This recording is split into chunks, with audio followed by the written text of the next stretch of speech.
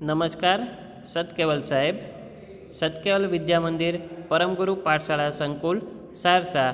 હું અમિત ભાટિયા આપ સૌ વિદ્યાર્થી મિત્રોનું હાર્દિક સ્વાગત કરું છું. વિદ્યાર્થી મિત્રો, આજે આપણે ધોરણ 11 વિષય ગુજરાતી યુનિટ નંબર 5, જેનું નામ છે છપ્પા ઉખાના. એટલે કે આપણે આ 5મી કવિતામાં 2 જુદા જુદા સાહિત્ય પ્રકારોનો અભ્યાસ કરીશું, છપ્પા અને ઉખાના, જેનો આજે આપણે કવિ પરિચય, કાવ્ય સમજૂતી અને સ્વાધ્યાયના પ્રશ્નોના જવાબનો અભ્યાસ કરીશું. ધોરણ 11 વિષય ગુજરાતી કવિતા નંબર 5 છપ્પા ઉખાના, જેનો કવિ પરિચય, કાવ્ય સમજૂતી અને સ્વાધ્યાયના પ્રશ્નોના જવાબનો અભ્યાસ કરીએ. તો સૌ પ્રથમ તો આપણે છપ્પા અને ઉખાના વિશે સમજીએ. તો આપણે અહીંયા 2 જુદા જુદા સાહિત્ય પ્રકારો વિશે અભ્યાસ કરીશું, છપ્પા અને ઉખાના. તો વિદ્યાર્થી મિત્રો, તમે ઉખાના વિશે તો અગાઉના ધોરણમાં ભણી ગયા છો અને તમને બધાને ઉખાના તો આવડે જ છે, પરંતુ છપ્પા તમારા માટે નવું સાહિત્ય પ્રકાર છે. તો આ છપ્પા એ કેવા હોય? તો છપ્પામાં હંમેશા બોધ આપવામાં આવે, છપ્પામાં હંમેશા કટાક્ષ કરવામાં આવ્યો હોય. કોઈને કટાક્ષવાણી દ્વારા સદાચાર, જીવન કેવી રીતે જીવવું, એની ઘણી બધી, એટલે કે નાની બાબતમાં મોટી વાત, જીવનનો મોટો એવો બોધપાઠ આપવામાં આવ્યો હોય. અને ગુજરાતી સાહિત્યમાં છપ્પા સાહિત્ય ક્ષેત્રે અખાનું નામ ખૂબ જ જાણીતું છે. અખાના છપ્પા એવું કહેવાય. તો આપણે અહીંયા 2 છપ્પા ભણીશું અને ગુજરાતી સાહિત્યમાં છપ્પા લખનાર સૌ પ્રથમ અને ખૂબ જ પ્રખ્યાત એવા કવિ, જેનું નામ છે અખા ભગત, જેને અખો એ નામથી ઓળખવામાં આવે છે. તો એ અખા ભગતનો કવિ પરિચય વિશે આપણે અભ્યાસ કરીએ. તો સૌ પ્રથમ તો આપણે કવિનો પરિચય મેળવીએ. આપણો છપ્પાનો કવિ છે અખો, જે 17મા શતકના પૂર્વાર્ધમાં થઈ ગયા. 17મા શતક એટલે કે 17મી સદી અને પૂર્વાર્ધ એટલે કે પહેલાં, બરાબર, એટલે કે 17મી સદીની આસપાસ આ અખો થઈ ગયો હોય એવું માનવામાં આવે છે. જેનો વિગતે અભ્યાસ કરીએ કે અખા ભગત મૂળ અમદાવાદ પાસેના જેતલપુરના વતની હતા અને જ્ઞાતિએ સોની હતા. બરાબર, આપણા જે કવિ છે જેનું નામ છે અખા ભગત, તેઓ મૂળ અમદાવાદ પાસેના જેતલપુરના વતની હતા અને જ્ઞાતિ એટલે કે તેમની અટક સોની હતી. તેઓ વેદાંતી કવિ છે. બરાબર, અહીંયા વિદ્યાર્થી મિત્રો ખાસ ધ્યાન રાખો કે વેદાંતી કવિ એટલે કેવા? તો આપણા વેદ, ઉપનિષદો, બરાબર, આપણા જે વેદો છે, આપણા શાસ્ત્રો છે, આપણા જે ઉપનિષદો છે, એના ઉપર જે કવિતા લખી હોય તેવા કવિને વેદાંતી કવિ કહેવાય. બરાબર, એટલે કે વેદાંતી કવિમાં અખાનું નામ એ મોખરે છે. ગુજરાતના જ્ઞાનમાર્ગી કવિતાઓમાં તેઓ શ્રેષ્ઠ છે. બરાબર, આપણે આગળ જોયું તેમ કે જ્ઞાનમાર્ગી કવિતાઓ, કે જે કવિતાઓથી આપણને જ્ઞાન મળે, આપણને આધ્યાત્મનો પરિચય થાય અને જેમાંથી આપણને બોધ મળે જીવન જીવવાનો, એને જ્ઞાનમાર્ગી કવિતા કહેવાય. અને એવી ગુજરાતી સાહિત્યમાં જ્ઞાનમાર્ગી કવિઓમાં તેમનું સ્થાન મોખરે છે. તત્વજ્ઞાન અને કવિતાનો સુબક સમન્વય તેમની કવિતામાં સુપેરે પ્રગટ થતો જોવા મળે છે. કે અખા ભગતની દરેક કવિતામાં તત્વજ્ઞાન અને કવિતા એટલે કે ગુજરાતી ભાષા એ બંનેનો સરસ મજાનો, એટલે કે સુભગ, એ સરસ મજાનો બંનેનો સમન્વય જોવા મળે છે. વેદાંત દર્શન તેમજ જીવનના અનુભવોનું પ્રૌઢ બનેલો જ્ઞાન વિચાર એ એમની કવિતાનું આભૂષણ છે. બરાબર, કે અખાની કવિતામાં આપણને વેદાંત દર્શન એટલે કે વેદો અને ઉપનિષદોમાં જે જણાવવામાં આવ્યું છે એના દર્શન થાય છે. અને સાથે સાથે અખાના જીવનમાં બનેલી ઘણી બધી ઘટનાઓ, એને થયેલ અનુભવો, એનું પણ જ્ઞાન એની દરેક રચનાઓમાં જોવા મળે છે. બીજા ફકરામાં જોઈએ કે જીવનમાં એક પછી એક થયેલા સ્વજનોના મૃત્યુ, ધર્મની બહેન જમનાએ સોનાના હાર સંબંધી ઉઠાવેલી શંકા, તેમજ ટંકશાળાના ઉપરી તરીકે હલકી ધાતુ ભેળવવા અંગે તેમના પર આવી પડેલ આડને કારણે, આડ એટલે કે આરોપ, એ આરોપને કારણે તેઓ એકાંતપ્રિય, ગંભીર તેમજ વૈરાગી થઈ ગયા. બરાબર, તો અહીંયા બીજા ફકરામાં આપણને કવિના જીવન વિશે ઘણી માહિતી આપવામાં આવી છે કે આપણા જે આ કવિ છે અખા ભગત, તેમના જીવનમાં ઘણી બધી ઘટનાઓ બની, તેમના સ્વજનો એક પછી એક મૃત્યુ પામ્યા અને તેમને એક ધર્મની બહેન માની હતી, તેનું નામ હતું જમના. એ જમના એવું વિચારતી હતી કે સોની જ્ઞાતિના લોકો અથવા તો સોની તો સગ્ગી બહેનને પણ છોડે નહીં, અને એને પોતાની એક સોનાની કંઠી એ અખાને આપી હતી અને એમાંથી એને સોનું ચોરી લીધું હશે એવી શંકા તેને અખા ઉપર કરી. અને આ રીતે બીજી એક ઘટના પોતાના જીવનમાં બની કે અખો તે સમયે ટંકશાળાનો ઉપરી અધિકારી હતો. ટંકશાળા એટલે કે જે આપણે ચલની સિક્કાઓ હોય, 1 રૂપિયો 2 રૂપિયા એ વખતની જે સિક્કાઓ બનવાની જે ફેક્ટરી હતી એનો ઉપરી અધિકારી હતો. અને એના ઉપર આરોપ લગાવવામાં આવ્યો કે તે હલકી ધાતુ ઉમેરી છે. બરાબર. આ બધાના કારણે અખો એકાંતપ્રિય, ગંભીર અને વૈરાગી થઈ ગયો. બરાબર. હવે અખાએ લખેલ કેટલું સાહિત્ય આપણે જોઈએ અને એ સાહિત્યને આપણે ખાસ યાદ રાખીશું કે પંચીકરણ, ગુરુ શિષ્ય સંવાદ, અનુભવ બિંદુ તેમજ અખે ગીતા એ તેમની નોંધપાત્ર રચનાઓ છે. વિદ્યાર્થી મિત્રો, આ ખાસ યાદ રાખજો કે અખાએ પંચીકરણ, ગુરુ શિષ્ય સંવાદ, અનુભવ બિંદુ તેમજ અખે ગીતા નામની નોંધપાત્ર રચનાઓ આપી છે. આ સાથે સાથે એમને છપ્પાઓને કારણે વિશેષ જાણીતા અને લોકપ્રિય બન્યા છે કે ગુજરાતી સાહિત્યમાં અખો એ પોતાના છપ્પાના કારણે જ જાણીતો બન્યો છે. તેમના છપ્પાઓમાં સામાજિક દૂષણો, પાખંડ, ઢોંગ, રૂઢિચુસ્તતા, કર્મકાંડ, દેહદમન, આચાર જડતા, સાંપ્રદાયિક જડતા અને પાખંડી ગુરુઓ સામે અખાએ તીખા પ્રહારો અને કટાક્ષ કર્યા છે. કે આપણે અખાના છપ્પા ભણીશું ત્યારે આપણને ખબર પડશે કે અખાએ પોતાના છપ્પામાં સમાજમાં ચાલતા દૂષણો, પાખંડ, ઢોંગી ગુરુઓ વગેરેને બોધપાઠ આલતા ખૂબ જ સુંદર મજાના એવા છપ્પાઓ રચ્યા છે. અને આ બધા પ્રત્યે તેમને કટાક્ષો કર્યા છે. તેમને દૂષણો પ્રતિ શબ્દબાન છોડતા એમની ભાષા અર્થઘન અને ઓજસ્વી લાગે છે. બરાબર. કે અખો એ આવા પ્રહારો કરતા, કટાક્ષો કરતા એમની ભાષા એ ખૂબ જ ઓજસ્વી, એકદમ તેજસ્વી લાગે છે. છપ્પા દ્વારા સામર્થ્ય અને ગૌરવ પ્રગટ કરતી એમની ભાષાને કારણે અખાનું સ્થાન સાહિત્યમાં હંમેશા મોખરે રહેશે.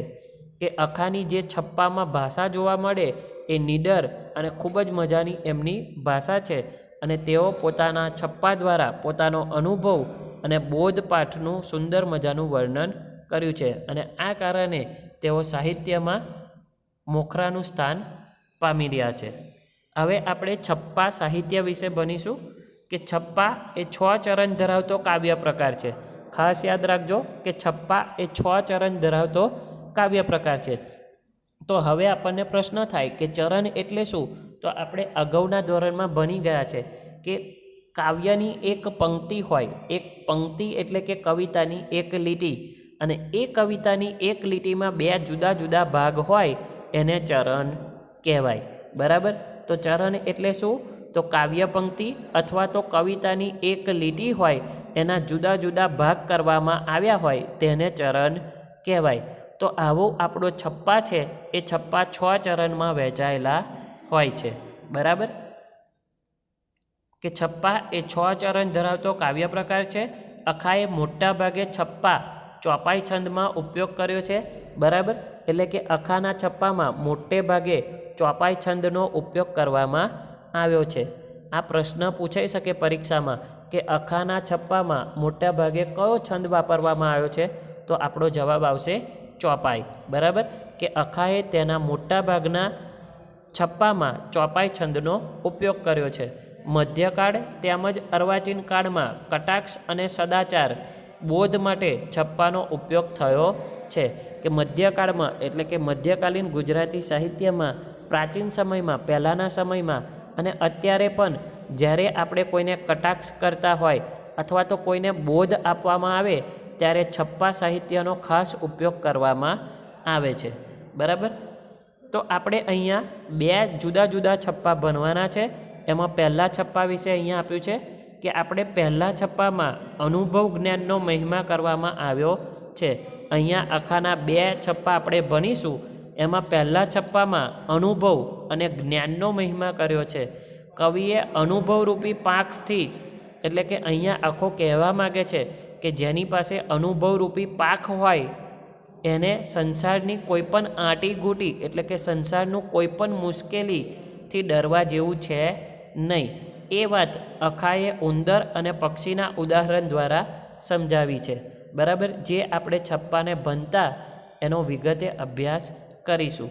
અહીંયા અખાના બીજા છપ્પામાં ભાષાને ગૌણ ગણવાની વાત કહી છે.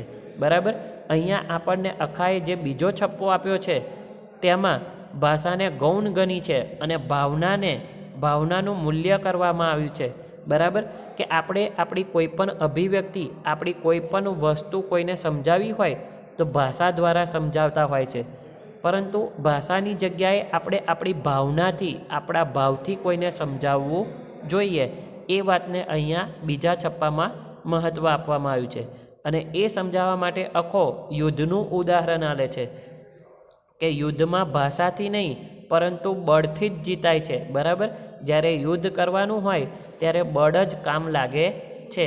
એવી જ રીતના શિષ્ટ એવી સંસ્કૃત ભાષા એ પ્રાકૃત તળ બોલીને નહીં પરંતુ આપણી ગામઠી ભાષામાં, આપણી માતૃભાષામાં બોલીને પણ આપણે આપણી જે ભાવના છે એ પ્રગટ કરી શકીએ. બરાબર, મૂળાક્ષરના 52 અક્ષરથી ઘેરાયેલ સંસારથી મુક્ત થઈ પરમ તત્વરૂપી 53મા અક્ષરને આરાધવાની વાત અહીંયા અખાએ કરી છે. આખો આપણને 52 અક્ષર વિશે સમજાવે છે કે આપણા ગુજરાતીના સ્વર અને વ્યંજન મળીને 52 અક્ષરો થાય અને એમાં જ આખી ભાષા છે. પરંતુ 53મો અક્ષર એટલે કે ભગવાન પાસેનું સામીપ્ય, ભગવાનને મળવાનો ભાવ, એ 53મા અક્ષર દ્વારા જ આપણે ભગવાનને મળી શકીએ. અને તે એટલે કે ભાવ, ભાષા નહીં. એનું મહત્ત્વ અહીંયા બીજા છપ્પામાં અખાએ કર્યું છે, જેનો આપણે વિગતે અભ્યાસ કરીએ.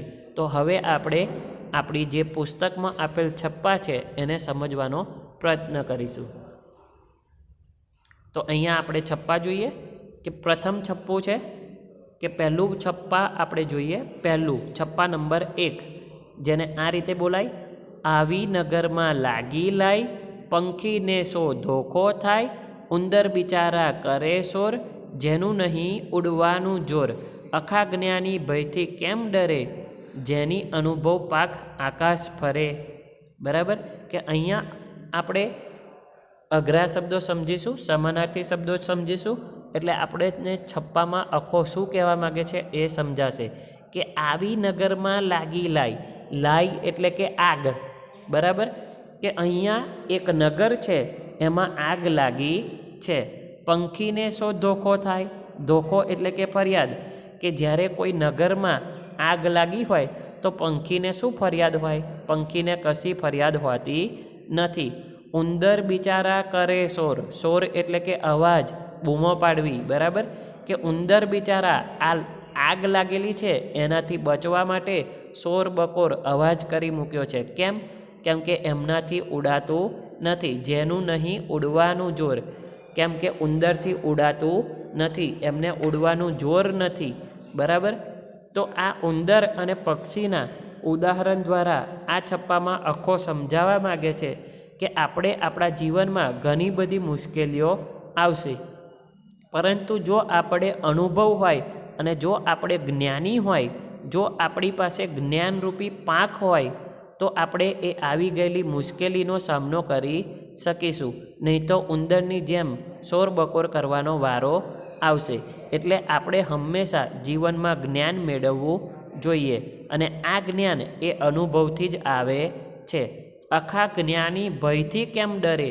એટલે કે અહીંયા અખો સમજાવવા માગે છે કે અખો કહે છે કે જ્ઞાની આવી પડેલા ભયથી કેમ ડરે? ડરવું જોઈએ નહીં. કેમ કે જે જ્ઞાની હોય એ પોતાના અનુભવરૂપી પાકથી આકાશમાં ફરે છે. જેની અનુભવ પાક આકાશે ફરે. એટલે કે અખો કહેવા માગે છે કે જે જ્ઞાની હોય એ કદી પણ ડરતો નથી, આવી પડેલા ભયથી કદી પણ ડરતો નથી. કેમ કે જે જ્ઞાની હોય એની પાસે અનુભવરૂપી પાંખ હોય અને એના દ્વારા એ પક્ષીની જેમ ઉડી જાય. પરંતુ જે અજ્ઞાની છે, જેની પાસે જ્ઞાન નથી, એ ઉંદરની માફક શોર બકોર કરી મૂકે. બરાબર. એટલે અહીંયા અખાએ આપણને આ રીતે પ્રથમ છપ્પામાં સુંદર મજાનો બોધ ઉપદેશ આપ્યો છે. બીજો છપ્પો જોઈએ કે ભાષાને શું વળગે ભૂર, જે રનમાં જીતે તે સૂર, સંસ્કૃત બોલીએ શું થયું, કોઈ પ્રાકૃતમાંથી નાસી ગયું, 52નો સઘળો વિસ્તાર, અખા 53મો જાને પાર. બરાબર.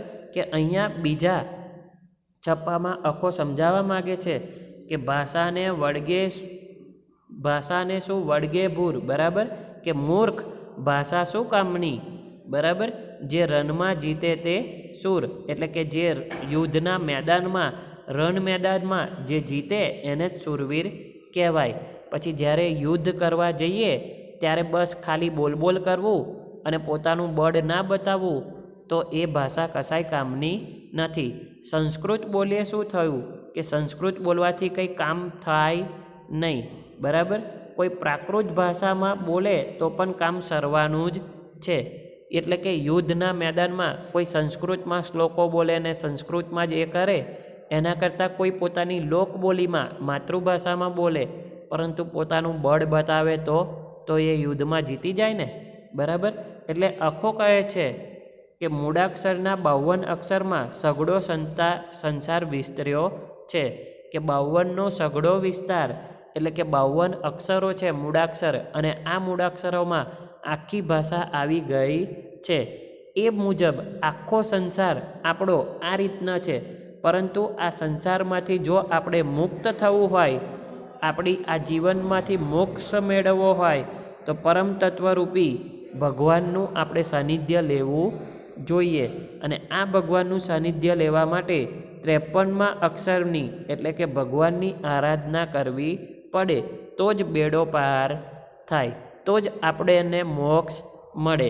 એટલે કે ભાષાને શું વળગે ભૂર, રનમાં જીતે તે સૂર, સંસ્કૃત બોલે શું થયું, કોઈ પ્રાકૃતમાંથી નાસી ગયું, 52નો સઘળો વિસ્તાર, અખા 53મો જાને પાર. એટલે આ છપ્પા દ્વારા અખો એ પ્રભુની ભક્તિ કરવાનો બોધ આપે છે કે આપણે આપણી ભાષાથી નહીં પરંતુ આપણી ભાવનાથી, એટલે કે અખો અહીંયા ભાષાને ગૌણ ગણે છે અને ભાવનાને વધુ મહત્ત્વ આપે છે.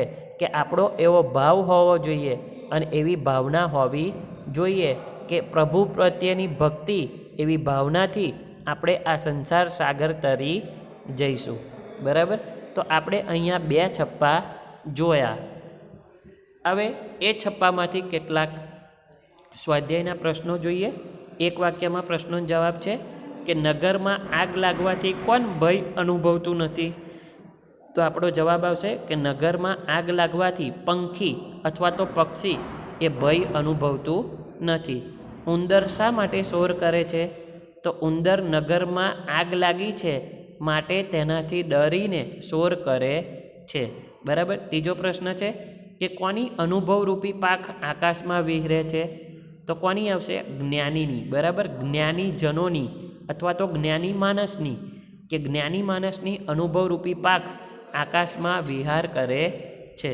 બરાબર. પ્રશ્ન નંબર 2, મુદ્દાસર ઉત્તર લખો. પહેલો છે કે પહેલા છપ્પા દ્વારા અખો શું કહેવા માગે છે, તો આપણે પહેલો જે છપ્પો છે એને આપણે સમજાવવાનો છે. જે હું તમને સમજાવું છું કે પહેલા છપ્પા દ્વારા અખો કહેવા માગે છે કે અનુભવ જ્ઞાન જ જીવનમાં અનેક મુશ્કેલીઓથી બહાર કાઢી શકે છે. એટલે કે આપણું જે અનુભવ છે, આપણું જે જ્ઞાન છે, એ જ આપણને આપણા જીવનમાં આવી ગયેલી મુશ્કેલીઓને દૂર કરશે. બરાબર. અખો ઉંદર અને પક્ષીના ઉદાહરણ દ્વારા હકીકતને સ્પષ્ટ કરી આપે છે. બરાબર. કે જો નગરમાં આગ લાગે તો પક્ષીને કોઈ ચિંતા હોતી નથી. કેમ કે એ પક્ષી જ્ઞાની છે, એ ઉડતા જાણે છે. બરાબર. એટલે એ પોતાની પાંખ વડે ઉડી જશે અને આવી ગયેલી મુશ્કેલીથી દૂર થશે. પરંતુ ઉંદર શું કરશે, તો ઉંદર ખાલી શોર કરી મૂકશે. બરાબર. કેમ કે એની પાસે પેલી જ્ઞાનરૂપી પાંખ નથી ઉંદર પાસે. બરાબર. એટલા માટે આપણે આવા જ્ઞાની બનવું જોઈએ. બીજા છપ્પા દ્વારા આખો શી પ્રેરણા આપે છે? બીજો પ્રશ્ન જોઈએ. બરાબર, કે બીજા છપ્પા દ્વારા આખો આપણને શું સમજાવે છે? તો બીજા છપ્પા દ્વારા આખો આપણને કહે છે કે જેને સંસ્કૃત ભાષા સારી રીતે બોલતા આવડતી ન હોય તેમને એ હિંમત આપે છે. તેમને આખો કહેવા માગે છે કે જો કોઈને સંસ્કૃત ભાષા ન આવડતી હોય તો શું થયું?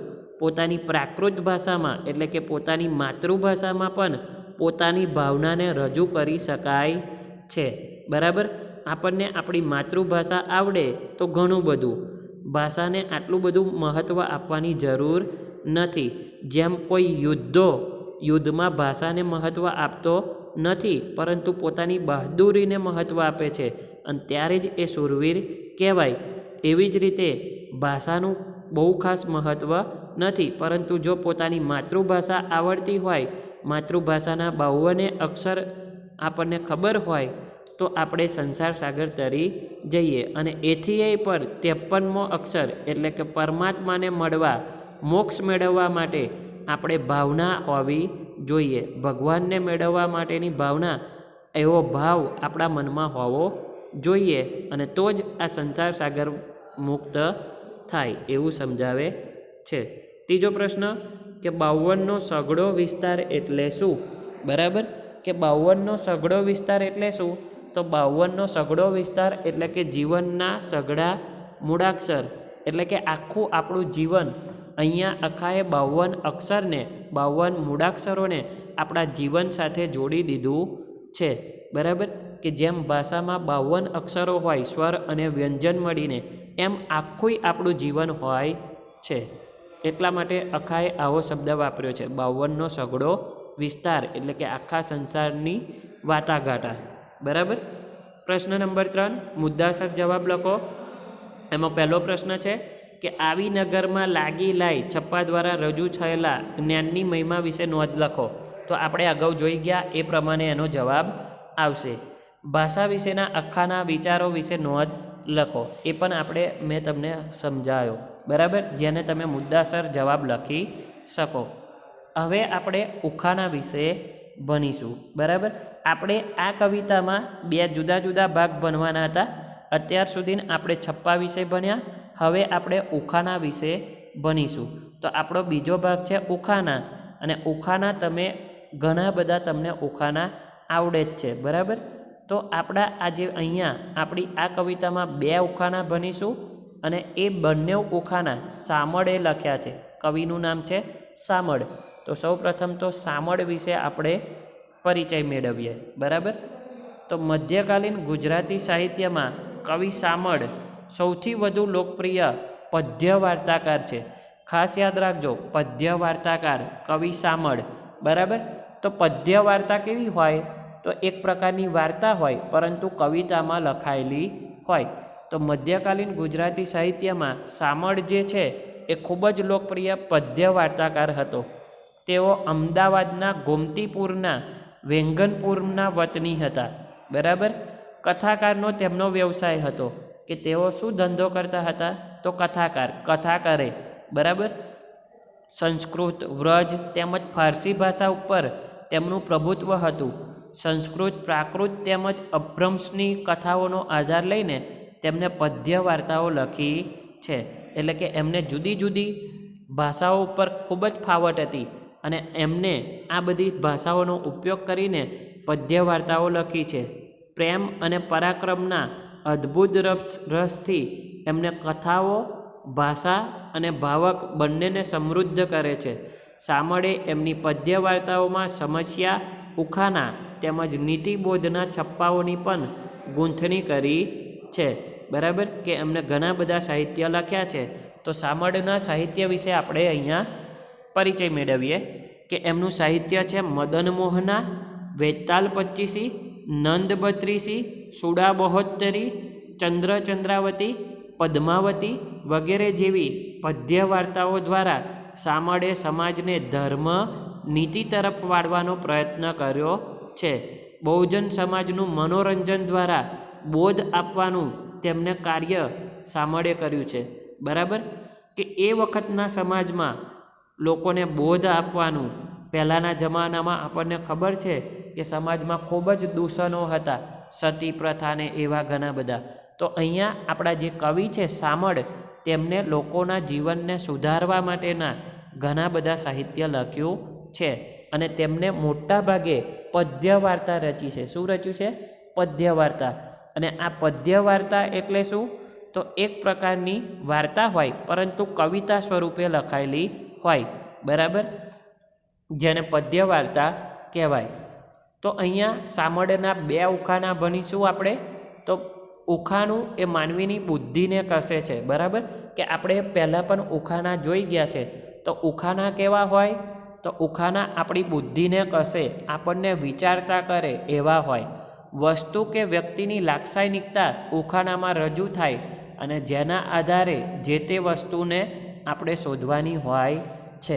આપણને જુદી જુદી એવા ઉદાહરણો દ્વારા આપણને એનો જવાબ કરવાનો હોય, બરાબર. તમે પણ આવા ઉખાણા એકબીજાને પૂછતા હશો. તો પહેલાં ઉખાણા વિશે આપણે ભણીએ કે પહેલું ઉખાણું પડછાયા વિશેનું છે. એટલે કે પહેલાં ઉખાણાનો જવાબ છે પડછાયો, બરાબર. તો અહીંયા આપણું પહેલું ઉખાણું એ પડછાયા વિશેનું છે. કવિ ચતુર નરને તેનો ઉત્તર આપવા કહે છે કે અહીંયા શામળ કવિ ચતુર નર એટલે કે જે હોશિયાર છે એને એનો જવાબ આપવા કહે છે કે પડછાયાને અચરજ એટલે કે અચરજ કહી છે. અચરજ એટલે કે નવાઈ, કે અહીંયા પડછાયાને કવિએ નવાઈ કહી છે. કારણ કે જેનો દેહ તેવો જ પડછાયો છે. તમે પડછાયો જોયો હશે કે જેવો આપણો દેહ હોય એવો જ એનું શરીર હોય. શરીર પર તો ચામડી છે, હાડકાં છે, લોહી છે, પરંતુ પડછાયામાં તો આમાંનું કશું જ નથી. છતાંય પડછાયો કવિને મન આશ્ચર્ય છે. પડછાયાની લાક્ષણિકતા આપણને આ ઉખાણામાં જોવા મળશે, બરાબર. કે આવી રીતે કે આપણા શરીરમાં તો ચામડી, હાડકાં, લોહી બધું જ છે, પરંતુ પડછાયામાં છે નહીં. આપણે એ ઉખાણું વાંચીને એનો જવાબ આપવાનો છે.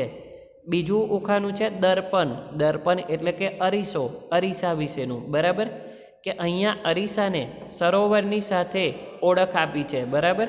કે દર્પણને અરીસાને સરોવરના જળ સાથે સરખાવ્યો છે કે સરોવરનું જળ કોઈ પીતું ન હોવાનું અને સરોવર કાંઠે કોઈ પંખી આવતું ન હોવાનું જણાવીને કવિએ જવાબ વિશે જિજ્ઞાસા જન્માવી છે કે એવું સરોવર કે જ્યાં કોઈ પાણી ના પી શકે એવું સરોવર, બરાબર.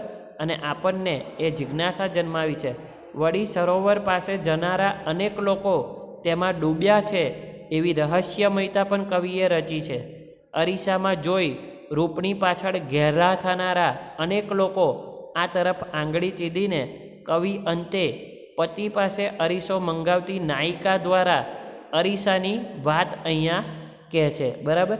કે આપણે અરીસા વિશે દરેક જાણીએ છીએ કે અરીસાને જોઈને આપણે બધાય અરીસામાં આપણું મોં જોઈને આપણું રૂપ જોઈને એમાં ડૂબી જઈએ છીએ. આપણા રૂપની પાછળ ઘેલા થતા હોય છે અને આ અરીસો જોઈને, પોતાનું સૌંદર્ય જોઈને ઘણા લોકો એમાં ઘેલા કે પાગલ થાય છે. એની વાત આ ઉખાણામાં કરી છે, બરાબર. જે આપણે વિગતે અભ્યાસ કરીએ. તો પહેલો અહીંયા ઉખાણો છે ચતુર નર તું ચેત, એક અચરજ તેમ મેં દીઠું, સુંદર રૂપ સ્વરૂપ અધિક અમૃતથી મીઠું. કાયા ઉપર હાડ, હાડ પર વાડ ભણી જે, વાર ઉપર છે રુધિર, શું ગુનું તે તેના જ ગણી જે. ખરી તે ઉપર તો ખાલ છે, ખાલ ઉપર વાડ જ નથી, વળી મુખમાંથી અમૃત જડે, શામળ કહે કહો કથી, બરાબર. તો આપણે આના સમાનાર્થી શબ્દો જોઈશું એટલે આપણને એ ખબર પડશે કે ચતુર નર તું ચેત. ચેત એટલે કે સાવચેત થવું, સાવધાન થવું.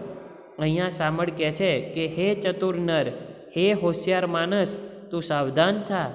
મેં એક અચરજ દીઠું, દીઠું એટલે કે જોયું, અને અચરજ એટલે કે નવાઈ, કે મેં એક નવાઈ જોઈ છે, બરાબર.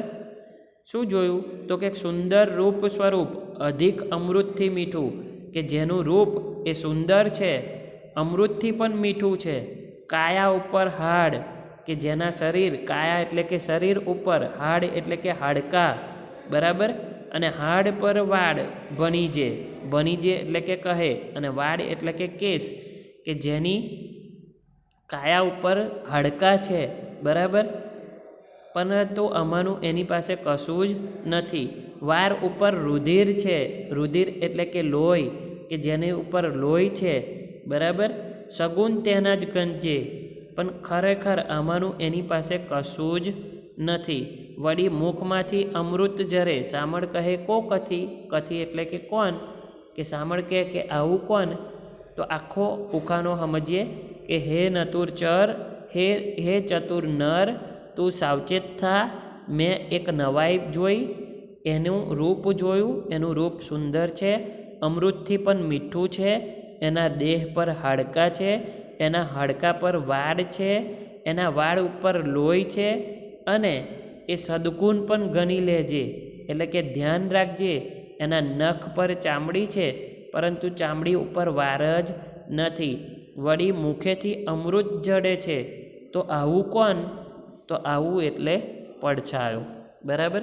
તો અહીંયા નીચે જવાબ આપ્યો છે. બીજું ઉખાનું જોઈએ કે સરસ સરોવર એક, ભર્યું છે નિર્મળ નીરે, પીએ નહીં કોઈ પંથી, હંસ નવ બેસે તીરે. એટલે કે એક સરસ મજાનું સરોવર છે, એ નિર્મળ સ્વચ્છ પાણીથી ભરેલું છે, નીર એટલે કે પાણી, પીવે નહીં કોઈ પંથી, પંથી એટલે કે મુસાફર એને પીતો નથી, હંસ નવ બેસે તીરે, તીરે એટલે કે કિનારે, કે હંસલો કે કોઈ પણ પક્ષી તેના કિનારે બેસતું નથી. તે સર સમીપ જાય, એટલે કે તે સરોવરની નજીક, સમીપ એટલે કે નજીક જાય, બુડે જન જોતા જાજા, કે ઘણા લોકો એને જોઈ જોઈને બરી રહ્યા છે, દુઃખ ન પામે રે, રહે તરબીબે તાજા, કે શરીર એને જોઈ જોઈને દુઃખ નહીં પામતો, પરંતુ ઉલટો ખુશ થાય છે અને તાજો માજો થાય છે. કવિ સામળ કહે કે કારમું, હોશી જનતે હિતે જશે, સ્વામી લાહો સોહામનું, તો સોડે પૂરા થશે. કે અહીંયા એક પત્ની પોતાના પતિને કહે છે કે આ વસ્તુ મને લાવી આપો તો હું ખૂબ જ ખુશ થઈશ, બરાબર. આખા ઉખાનાને સમજીએ કે એક સરસ સરોવર છે, એ નિર્મળ નીરથી ભરેલું છે, પરંતુ કોઈ મુસાફર એનું પાણી પીતું નથી, હંસલો પણ એના કિનારે બેસતો નથી. ઘણા લોકો એ સરોવર પાસે જાય છે, એમને જોઈને એ સરોવરમાં ડૂબી જાય છે, પોતાના દેહને દુઃખ ન થાય અને શરીરે તાજા રહે છે આ સરોવરને જોઈને. તો કવિ સામળ કહે છે કે આ છે તો આકરું, પણ જો હોશિયાર જન હોય એ એનાથી લાભ લેશે, અને સ્વામી એટલે કે પતિ આવું મને વસ્તુ એ લાવી આપો. તો આવી વસ્તુ એટલે શું, તો આવી વસ્તુ એટલે કે દર્પણ, બરાબર. તો અહીં દર્પણ અરીસો, એ અરીસાને સરોવર સાથે કવિએ સરખાવ્યો છે, કે એ અરીસો સરોવર જેવો છે અને એની અંદર પાણી નથી, એનું પાણી કોઈ પી શકતું નથી. અરીસો પાણી જેવો દેખાય જો છે ને, એનું પાણી કોઈ પી શકતું નથી. એના કિનારે એટલે કે અરીસાની ધાર ઉપર કોઈ પક્ષી બેસતું નથી. એની અંદર માણસ ડૂબી જાય છે, બરાબર, આપણું મોં જોઈને, આપણું રૂપ જોઈને, એટલે અંદર ડૂબી જવાય છે અને લોકો એને જોઈને ખુશ અને દુઃખ પણ થાય છે. અને આવી વસ્તુ એક પત્નીએ પોતાના પતિ પાસે મંગાવી છે, અને એ વસ્તુ એટલે શું, તો એ વસ્તુ એટલે અરીસો, બરાબર. તો હવે ઉખાનાનું સ્વાધ્યાય જોઈએ કે કવિએ કયું અચરજ જોયું, બરાબર. તો કવિએ પડછાયાનું અચરજ જોયું. કાયા પર શું શું રહેલું છે, તો કાયા પર હાડકાં, વાડ, લોહી, નખ, ચામડી વગેરે રહેલા છે, બરાબર. હંસ કોની પાસે બેસતા નથી, તો હંસ સરોવર કાંઠે બેસતા નથી. અહીંયા અરીસો આવે પણ આપણે સરોવર કાંઠે લખીશું. કવિએ કોને સરોવર કહ્યું છે, તો કવિએ દર્પણ અરીસાને સરોવર કહ્યું છે, બરાબર. મુદ્દાસર ઉત્તર લખો. પહેલા ઉખાના દ્વારા કવિ શું કહેવા માગે છે, તો જોઈએ કે પહેલા ઉખાના દ્વારા કવિ પડછાયાને વિશે સમજાવવા માગે છે કે પડછાયાથી કવિ નવાઈ પામે છે, બરાબર. એ પડછાયો સુંદર દેખાય છે, એ મનને શીતળતા આલે છે, એ આપણને અમૃતથી પણ મીઠો લાગે છે. જેમ મનુષ્યના શરીર ઉપર હાડકાં, વાળ, લોહી, નખ, ચામડી વગેરે છે, પરંતુ પડછાયા પાસે આમાંનું કંઈ જ નથી, તેમ છતાંય એ અમૃત જેવી શીતળતા આપે છે. બરાબર, આ વાત કવિને નવાઈ લાગે છે અને એના વિશે અહીંયા વર્ણન કર્યું છે. એટલે કે કવિએ અહીંયા પડછાયાના ગુણધર્મો વર્ણવ્યા છે. બરાબર, બીજું ઉખાનું જોઈએ કે બીજા ઉખાના દ્વારા કવિ શું કહેવા માગે છે. તો બીજા ઉખાના દ્વારા કવિ દર્પણ અરીસા વિશે વાત કરે છે કે કવિને અરીસો સરોવર જેવો લાગે છે અને કવિ અરીસાને સરોવર સાથે સરખાવે છે. બરાબર, અને આપણે આ રીતે એનો જવાબ લખીશું. તમે પણ આનું વધારે પ્રેક્ટિસ કરજો અને એને સમજવાનો પ્રયત્ન કરશો. નમસ્કાર. સત કેવલ સાહેબ.